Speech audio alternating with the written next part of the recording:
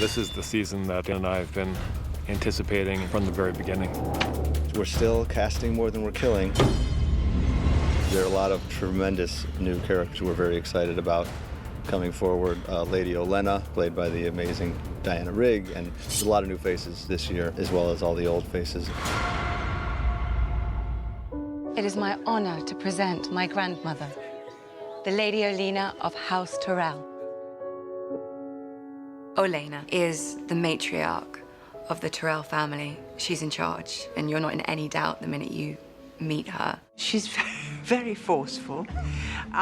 She doesn't mince her words.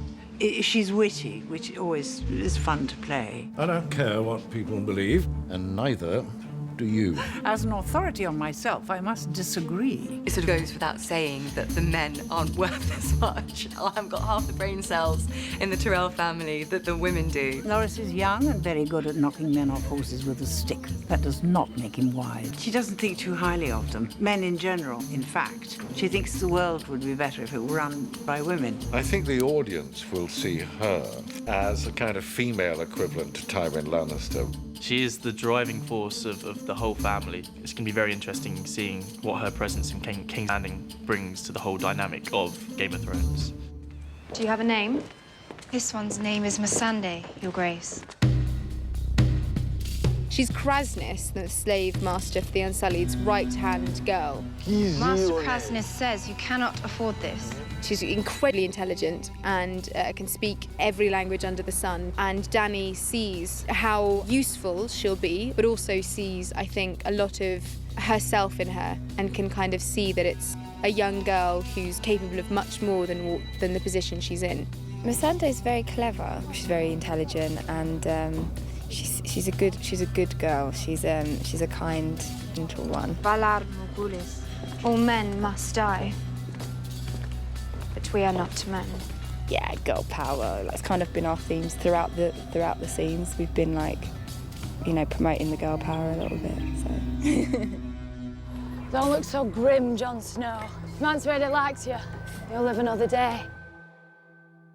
The person that he's expecting to meet is mean and fierce and deadly, and the person he actually meets is all these things, but in a much more intelligent fashion. Mance Rayder is somebody who comes from a similar background to Jon in a way. He was an orphan where Jon was a bastard. He was also a member of the Night's Watch who gave up the Black for a different way of living. Why do you want to join us, Jon Snow?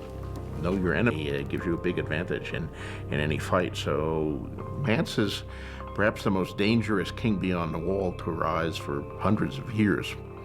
And he's arisen just at the time when the Night's Watch is at the weakest. You know how I got 90 clans to march together in the same army? I told them we were all going to die if we don't get south. Because that's the truth. Mance, who was one of the Night's Watchmen, has now gone over the wall, and he's gone to the side of the Wildlings, which are kind of like a scattered tribe of people, and he's trying to unite them all because he knows that there's a bigger enemy. This chicken eater you thought was king is Tormund GIANTSBANE. Tormund is a larger-than-life figure. He's one of the leaders of the Free Folk. He was one of the people that Mance had to subdue because he was not a man who listened to anybody. And Mance managed to win his allegiance, and Tormund has been one of his most loyal lieutenants, so to speak, ever since. The funny thing is that Jon Snow thinks that I'm Mance Rayder. I'm mocking Mance Rayder because I look more kingly than him. But Tormund finds a great liking in Jon Snow, becomes fond of him. That's how Tormund is, you know. He goes for the gut feeling. I like you, boy. But if you lie to me, I'll pull your guts out through your throat. They quite like each other. They respect each other. He likes people being scared of him. He's no crow. Just because you want him inside you, don't make him one of us. Orell, he doesn't believe Jon at all, and he's making life pretty uneasy on him. We are the bad cop and the good cop. Of anyone that Jon's met through this series, the person he wants to put a sword through most is Orell. What's wrong with him? He's a warg. He is a wildling walk, which means he can put his consciousness into the consciousness of an animal. The animal that I can do that with is an eagle. And so I can then go on reconnaissance flights and then report back. Not another step, boy. I'm unarmed. My sister carries the weapons. Jojen comes to kind of help explain what's happening to Bran. You can get inside his head. Only when I'm asleep. Well, that's how it begins until you learn to control it. He's starting to try and control his dream, but that's what he needs Jojen for, to teach him. He gets called a little grandfather because even though he's kind of young and kind of slender, he seems very kind of wise and old. Isn't he ashamed, your brother, needing you to protect him? Some people will always need help. That doesn't mean they're not worth helping. Osha, I think her relationship with the Reeds and particularly Meera is quite prickly at first. They're from very different kind of worlds. They're very suspicious of each other. It's funny because they're very similar in a lot of ways. For instance, Osha and Meera are both looking after these, young boys with the sight, and they're both kind of very protective of them. Rob tells Catelyn they will be travelling to River Run, which is their family seat. Once they're there, she reacquaints herself with her uncle Blackfish and her brother Edmure. People had been calling me Blackfish for so long, they don't remember my real name. I'm called Blackfish, and I'm covered with scales. I would describe the Blackfish, first of all, as being a hugely experienced warrior. I think he's fought in every possible situation. He's hugely respected by other men and other warriors.